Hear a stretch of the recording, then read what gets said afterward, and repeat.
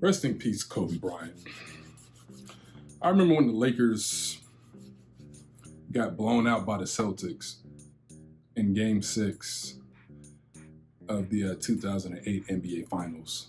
I remember Kobe walking off the court with his head down and green Celtic confetti just raining down on the Lakers, purple and gold.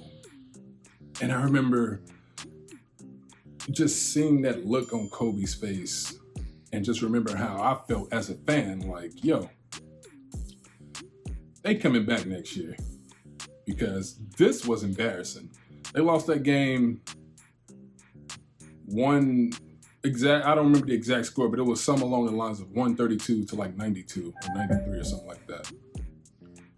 And the very next year, they came out and they won 65 games. Whatever. We knew they were going to make the playoffs. We knew it. But when they got there, they were not playing any games. Took care of Utah in 5. Played Houston. I'm not sure what happened there, but I will say this. Houston took them to 7.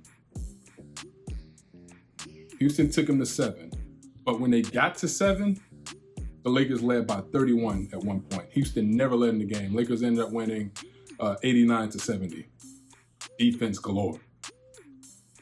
Got rid of Houston. Played Denver. Denver pushed them to 6.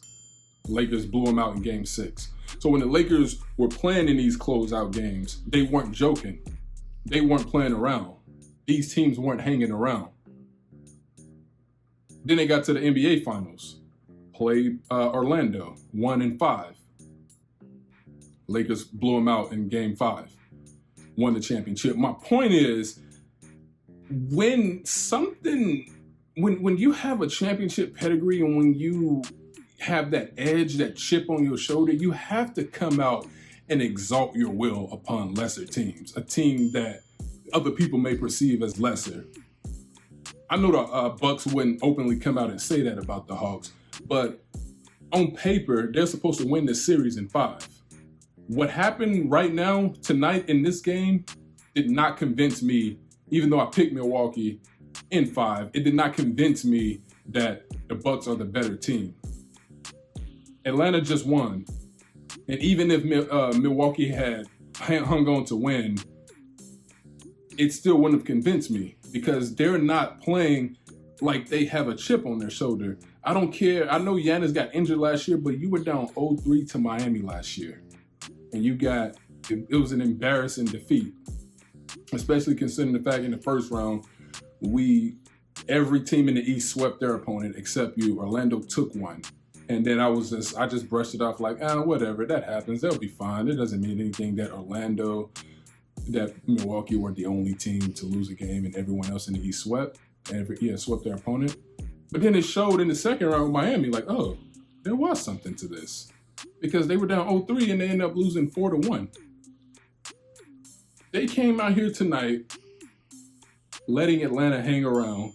It looked towards the end, it looked like Milwaukee was about to pull away, but Atlanta said, no, look, we don't care. People don't expect us to win. We have no all-stars on this team in terms of selections.